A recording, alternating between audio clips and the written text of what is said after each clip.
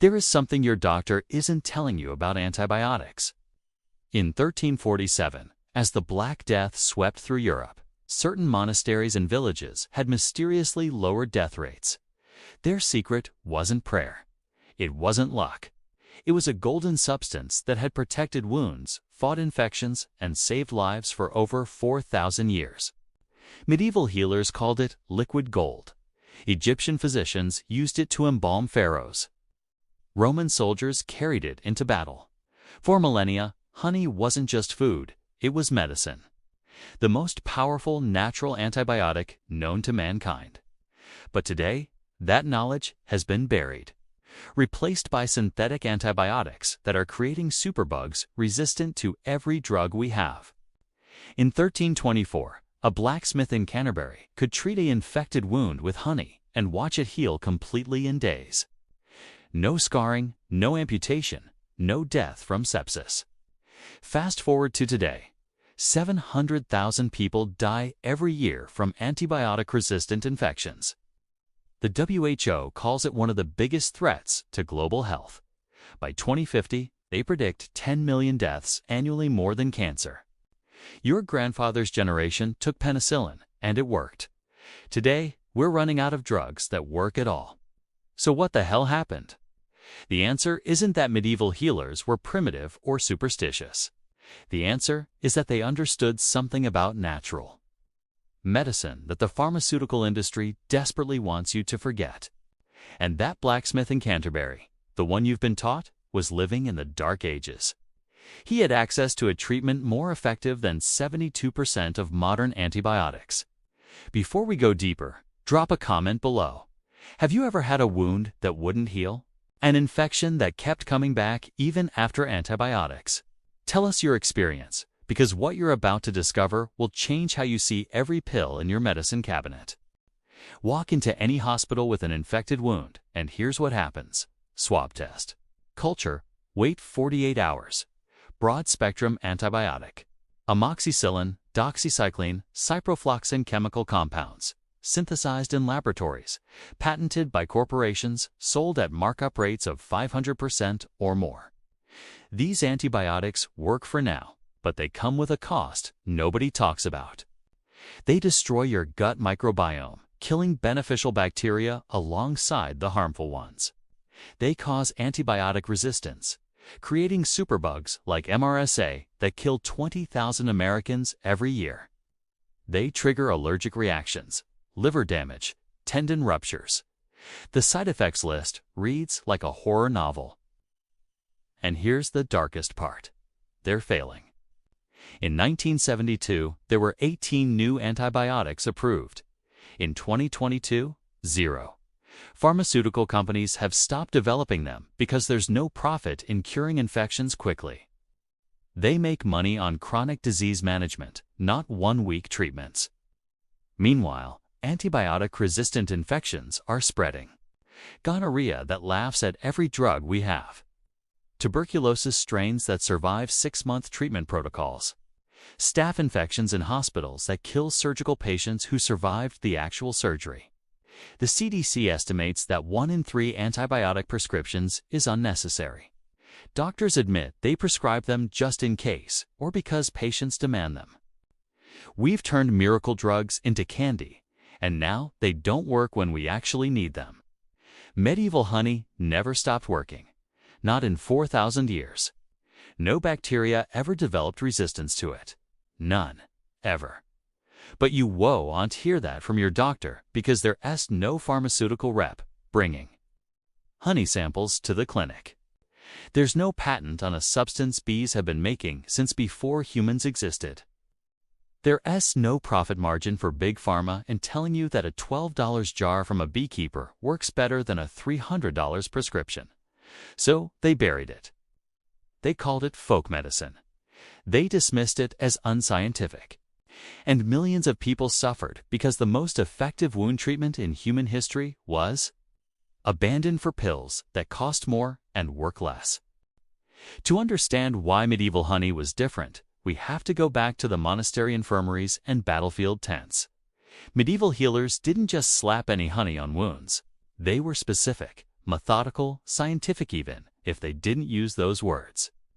Hildegard of Bingen, a 12th century abbess and medical writer, documented precise honey treatments. For deep wounds, honey mixed with crushed comfrey root. For burns, pure honey under linen wraps changed daily.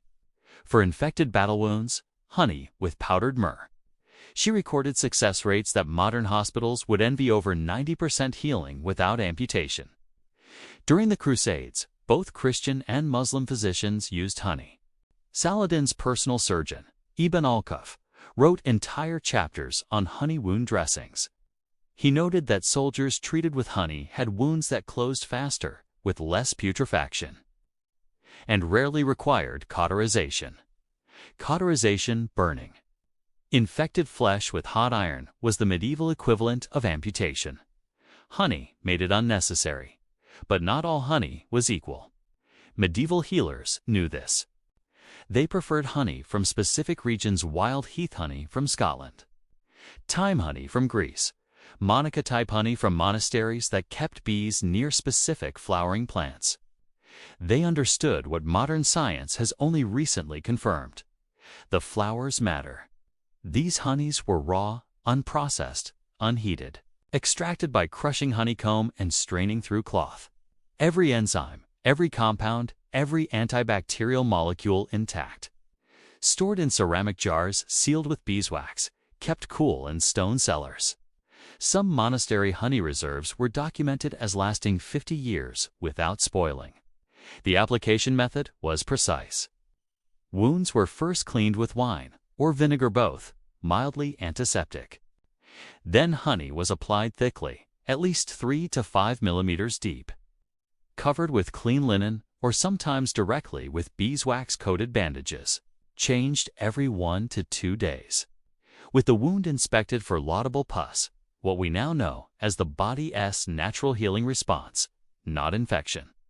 Medieval military records show this worked phenomenally well. At the Battle of Agincourt in 1415, French and English wounded both received honey treatments.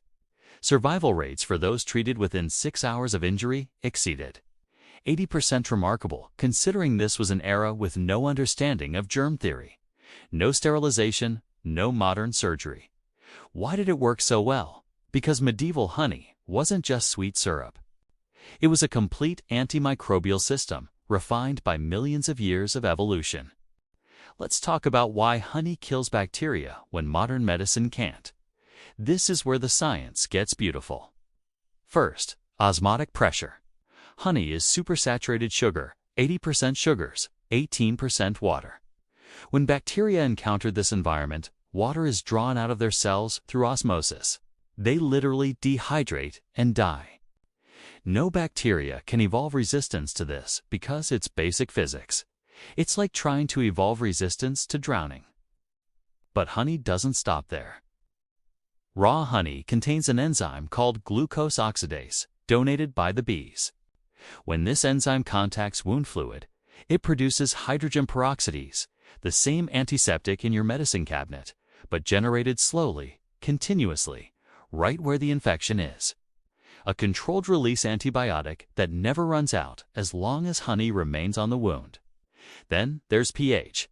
Honey is acidic, with a pH between 3.2 and 4.5. Most bacteria prefer neutral environments around pH 7. This acidity disrupts their metabolic processes and prevents biofilm formation, those slimy bacterial communities that make infections so hard to treat. Mr. S, the hospital superbug, forms biofilms that antibiotics can't penetrate. Honey dissolves them. But the real magic is in the phytochemicals. Depending on the flowers bees visit, honey contains hundreds of compounds: flavonoids, polyphenols, methylglyoxal. These aren't just antioxidants. They're molecular weapons that disrupt bacterial cell walls, interfere with DNA replication, and prevent bacteria from communicating with each other. Manuka honey from New Zealand, made from bees that feed on the Manuka bush, contains methylglyoxal in concentrations 100 times higher than regular honey. This compound alone has been shown to kill Mr. S. A. E. coli, Streptococcus, even Clostridium difficile. It's the antibiotic-resistant bacteria that kills 30,000 Americans annually. Studies at the University of Wales found that medical-grade honey killed every bacterial sample tested, including strains resistant to every known antibiotic. They tested it against 250 clinical isolates. 100% kill rate. Even Pseudomonas aeruginosa, the nightmare bacteria that infects burn victims and ventilated patients, honey killed it in concentrations as low as 2%. And here's what makes honey genius. Bacteria can't become resistant.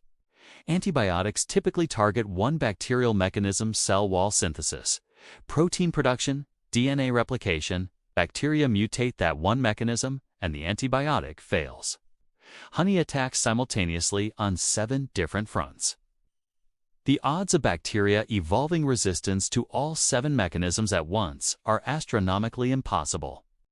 Medieval healers didn't know the chemistry, but they knew it worked every single time. In 2007, the FDA approved medical-grade honey for wound treatment in the U.S.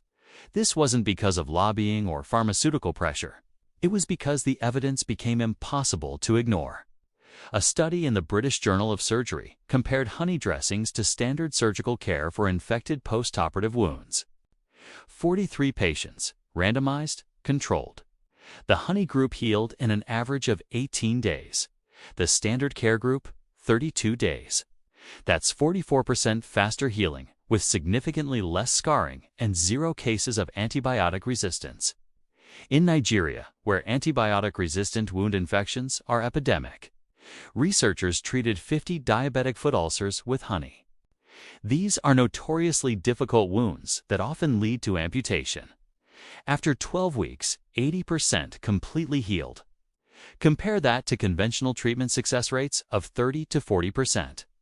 Burn units in New Zealand and Australia now use medical-grade Manuka honey as first-line treatment.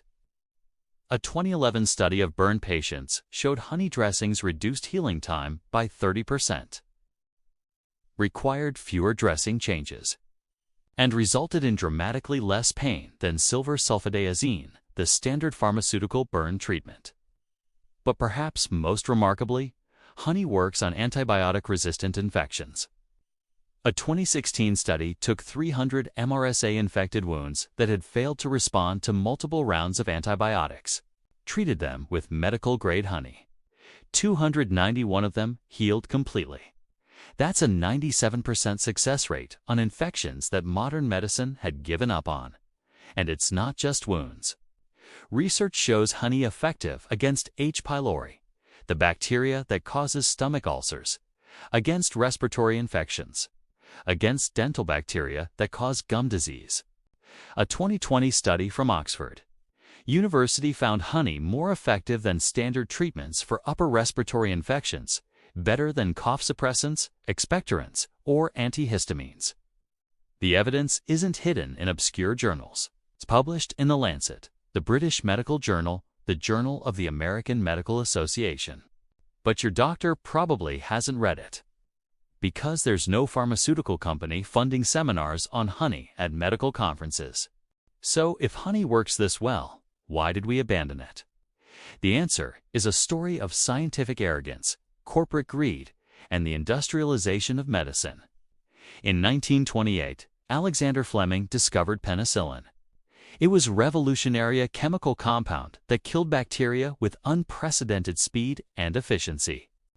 By World War II, it was being mass-produced. Soldiers who would have died from infected wounds survived. Pneumonia, scarlet fever, syphilis, all suddenly treatable. It was a miracle. And like all miracles, it made people forget the old ways. Why mess with sticky honey when you could take a pill? Why trust medieval folk medicine when you had modern science? Pharmaceutical companies saw the opportunity. Antibiotics could be patented, mass-produced, sold at enormous profit. Between 1950 and 1970, they developed dozens of new antibiotics. Medicine became an industry. Hospitals became customers, and natural remedies became alternative code for unscientific, unreliable, primitive. Medical schools stopped teaching about honey. The curriculum had no room for remedies you couldn't patent. Textbooks barely mentioned it, usually with dismissive language about historical interest only. Young doctors learned pharmacology, which drugs for which bacterium, the natural systems that had worked for 4,000 years. By 1980, honey was relegated to health food stores and hippie cops. If you suggested using it for an infection, doctors would look at you like you'd suggested bloodletting. The medical establishment had decided natural equals primitive, synthetic equals scientific. But there was a problem nobody anticipated. Bacteria evolved. By 1960, penicillin-resistant staph infections appeared. By 1980, methicillin-resistant Staphylococcus aureus (RSA). By 2000, bacteria resistant to multiple antibiotics. We threw stronger drugs at them: vancomycin, linezolid, daptomycin. The bacteria kept evolving. Now we're here. In 2024, the WHO lists antibiotic resistance as a top 10 global health threat. We're running out of drugs. Pharmaceutical companies aren't developing new ones fast enough. Some infections are effectively untreatable with current antibiotics. And all the while, sitting on a shelf in New Zealand and Wales and small apiaries around the world is honey. Still working, still killing every bacteria we throw at it. Still waiting for modern medicine to remember what medieval healers never forgot. We didn't abandon honey because it stopped working. We abandoned it because it didn't make anyone rich. If you're learning something that challenges everything you've been told about modern medicine, hit that like button and subscribe. This information is too important to stay hidden, and every subscription helps us reach more people who deserve to know what actually works. So how do you use honey medicinally? Here's what the evidence and historical practice tell us. First, not all honey is medicinal. The cheap bear-shaped bottle at the supermarket has been heated, filtered, sometimes even diluted with corn syrup. Heating destroys the glucose oxidase enzyme. No hydrogen peroxide, no antimicrobial effect. You need raw, unprocessed honey. Better yet, get medical-grade honey. Manuka honey with a UMF rating of 10 or MGO rating of 263+. This is honey tested for antimicrobial potency. It's more expensive, $30 to $60 for a jar, but one jar treats dozens of wounds. Compare that to a single course of antibiotics at $200 to $500 for minor cuts and scrapes. Clean the wound with water. Apply honey in a thick layer 3 to 5 millimeters. Cover with a bandage. Change daily. Most wounds heal in 3 to 7 days with minimal scarring. For infected wounds, same process, but check the wound daily. You should see reduction in redness, swelling, and pain within 48 hours. If not improving by day 3, see a doctor. Honey is powerful, but not magic for every situation. For burns, honey has been clinically proven effective for first and second-degree burns. Apply immediately. Cover with non-stick gauze. The cooling effect provides pain relief, while the antimicrobial properties prevent infection. For internal use, a spoonful of raw honey for sore throats, coughs, or digestive issues. The Oxford study found this more effective than over-the-counter cough medicines. Medieval healers mixed honey with crushed garlic for respiratory infections. Modern studies confirm this combination has powerful antimicrobial synergy. Important disclaimer: this isn't medical advice. Don't skip the doctor for serious infections, but for minor wounds, burns, and everyday immune support. Honey is backed by both 4,000 years of human use and rigorous modern science. The medieval healer wasn't ignorant. She was working with a system perfected over millennia, validated by millions of successful treatments. The medieval honey elixir that protected villages wasn't magic. It was chemistry. It was evolution. It was the concentrated wisdom of millions of bees refined over millions of years. We abandoned it not because it stopped working, but because nobody could patent it. Because pharmaceutical companies couldn't turn billions in profit from something bees make for free. Because modern medicine decided that synthetic always beats natural, even when the evidence screams otherwise. The cost of that arrogance: 700,000 dead every year from antibiotic-resistant infections. Millions more suffering through ineffective treatments and harmful side effects. A looming crisis that threatens to return us to a pre-antibiotic era where simple infections kill. But the solution was never lost. It's been sitting on monastery shelves in ancient texts, in the hives of bees who never stopped doing what they've done since before humans walked upright. Medieval healers knew something pharmaceutical companies desperately want you to forget. Nature often works better than laboratories. Not because it's natural, that's meaningless marketing, but because it's been tested and refined for millions of years, longer than any drug. Every time you choose raw honey over another round of antibiotics for a minor wound, you reclaim that ancient knowledge. Knowledge that saved lives when medicine was practiced with observation, experience, and respect for what actually works. The blacksmith in Canterbury didn't need a prescription. He didn't need insurance approval. He needed a jar of honey and the wisdom to use it. That wisdom is still available. The honey still works. The only thing that changed is that someone convinced you to forget. Subscribe, and let's keep rediscovering what they buried.